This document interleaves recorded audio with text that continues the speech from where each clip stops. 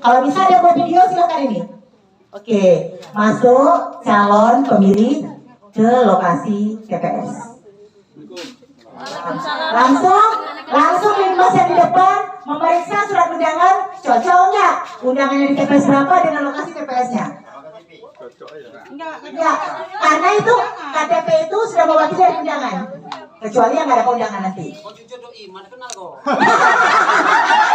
Bang, jangan gini-gini gitu bang, ya, oke, Pak Dimas, oke. Pak Dimasnya jangan cuma Pak, silakan. Harus sama. Assalamualaikum Pak, boleh lihat surat undangannya gitu lah, banyak nanti kan gaji. Oke. Ya, masuklah pemilih langsung menyerahkan surat undangan ke TPS 4 untuk didaftarkan. Lihat namanya, buka undangan, lihat namanya, lihat listnya ada nggak namanya? Muhammad Aris. Kita lihat dulu ya, saya cek. Oh, ada ini. Kalau ada, contoh. Silakan duduk Pak, gitu. Silakan. Kemudian KPPS ada Pak duduk ada beres kan? Jadi di dalam ruangan itu biasanya 20 kursi disediakan.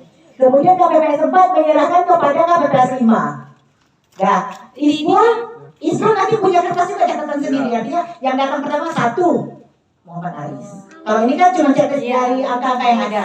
1. Catat ulang untuk apa? Supaya nanti jumlahnya tahu dengan kartunya sama.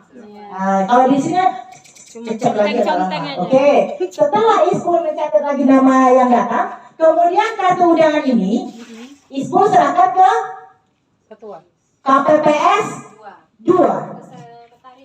Masuk aja yang ada cerita saudara semua itu. Nah, kemudian udah tengok betul semua. Nah, serahkan ke KPPS 5. Enggak, KPPS 5 dulu. Cek lagi KPPS 5. Nanti suratnya itu dikumpul.